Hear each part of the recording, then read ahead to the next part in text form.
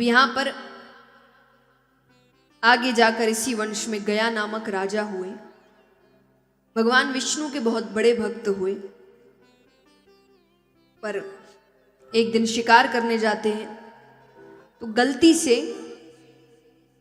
हिरण के धोखे में मारा हुआ तीर एक ब्राह्मण को जाकर लग जाता है।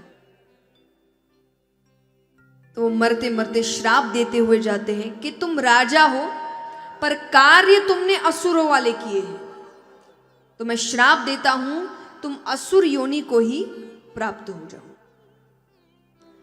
तो श्राप मिलते ही पहली चीज तो उसका नाम बदल जाता है।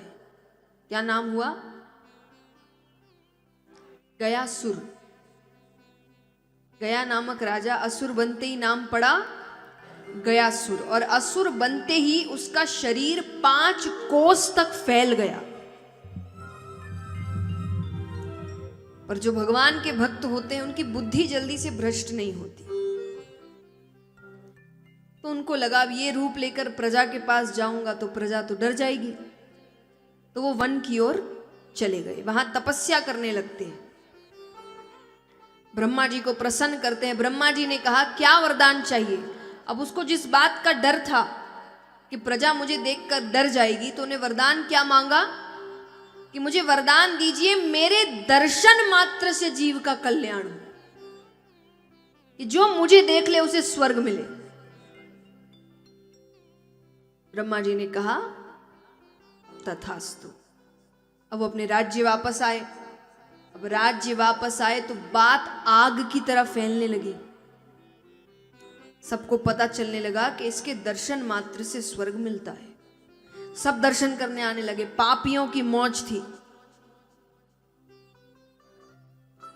कितने ऐसे आए जिन्होंने जीवन भर पाप किए थे, पर अंत समय था गयासुर के दर्शन किए, स्वर्ग। तो यहां संतुलन बिगड़ने लगा। भगवान के अब सबसे बड़ी बात है, मार भी नहीं सकते उसको, क्योंकि उसकी क्या गलती?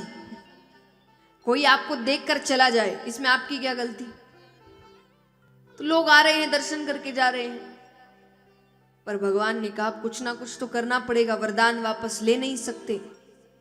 और उसकी गलती नहीं है कि गलती के हिसाब से मारे, तो अगर भगवान मारेंगे भी तो इल्जाम भगवान पर लगेगा, कलंक भगवान पर लगेगा कि किसी ऐसे को मारा जिसकी कोई गलती थी नहीं। फिर भी भगवान कोशिश कर रहे हैं, तो भगवान नीचे आते हैं। भगवान ने कहा गयासुर हमें एक यज्ञ करवाना है। अब भगवान ने उन शब्दों का ध्यान रखा जिस शब्दों से अब गयासुर बड़ा प्रभावित हो चुका है, यानी वो अपने आप को वैसा ही मानता है। तो भगवान कहते हैं कि मुझे एक यज्ञ करवाना है, तो एक स्थान चाहिए। गयासुर ने कहा कैसा स्थान चाहिए बताइए? बोले स्थान ऐसा हो जो इतना पवित्र हो कि उस स्थान के दर्शन मात्र से जीव का कल्याण हो, जो स्थान को देख ले उसे स्वर्ग की प्राप्ति हो। अब जैसा मैंने कहा गयासुर का शरीर 5 कोस तक फैला हुआ था, तो उसने कहा ऐसा तो सिर्फ मैं ही हूं, आप मुझ पर यज्ञ करिए। ठीक है, यज्ञ आरंभ होता है। तो भगवान ने उसके वक्षस्थल पर भारी जो हवन कुंड होता है वो जोर से रखा, कुछ नहीं हुआ। यज्ञ आरंभ होता है, अग्नि इत्यादि है, उसे खरोच तक नहीं आ रही। अंत में भगवान ने हार मान ली। भगवान ने कहा अब चाहे कलंक मुझ पर लगे, पर मुझे तुमको मारना पड़ेगा, क्योंकि तुम्हारे कारण संतुलन बिगड़ रहा है। कोई आखिरी इच्छा है तो बताओ? गयासुर ने कहा एक नहीं 2 इच्छाएं हैं, और अगर आपने पूरी कर दी तो मैं अपने प्राणों का दान दे दूंगा, यानी आपको मारने की जरूरत नहीं है, मेरे प्राण अपने आप चले जाएंगे। भगवान ने कहा कौन से 2 वरदान? बोले पहली चीज, इस यज्ञ को करते हुए, जब भी आप कोई सिर्फ यज्ञ ही नहीं कोई भी मंगल काम करते हैं, उस स्थान पर देवी देवता आते हैं, यहां भी है। किस लिए? कि जो मंगल कार्य आरंभ हुआ है वो विराम तक भी जाए।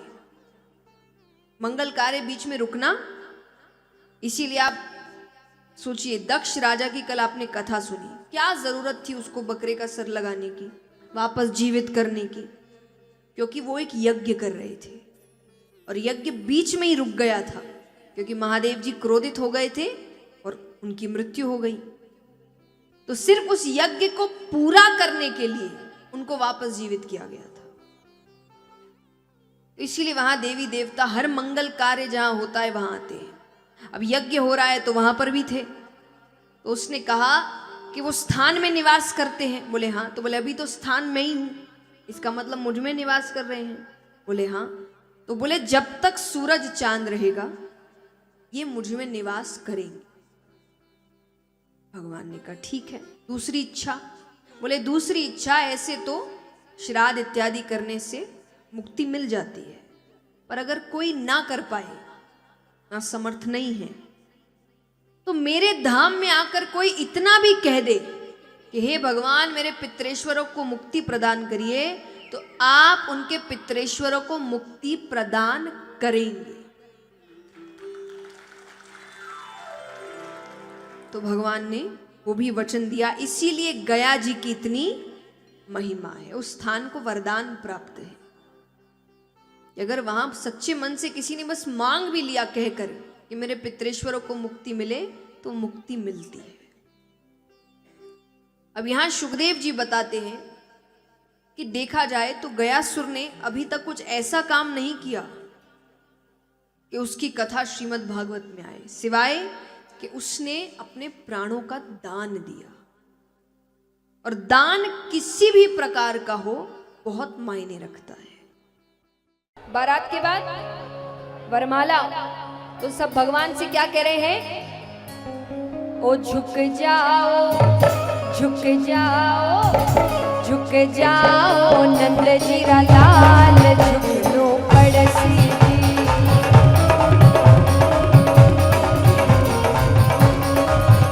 झुक जाओ नंद जीरा लाल, झुक लो पड़सी जी।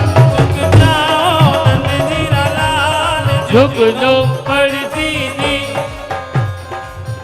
अब झुकना क्यों पड़ेगा? हमारी रुक्मणी जी है भोली सी, हमारी रुक्मणी जी है भोली सी, हमारी रुक्मणी जी है भोली सी, हमारी रुक्मणी जी है भोली सी। थे तो चतुरारा सरदार, झुक लो पड़सी जी। थे तो चतुरारा सरदार, झुक लो पड़सी जी। और यहाँ सब बातें कर रहे हैं, अचानक क्या हुआ? देखत देखत ही झुक गया, देखत देखत ही झुक गया, देखत देखत ही झुक गया, देखत देखत ही झुक गया। हमारा तीन लोक रानाथ, झुक लो पड़सी जी। हमारा तीन लोक रानाथ, झुक लो पड़सी जी। झुक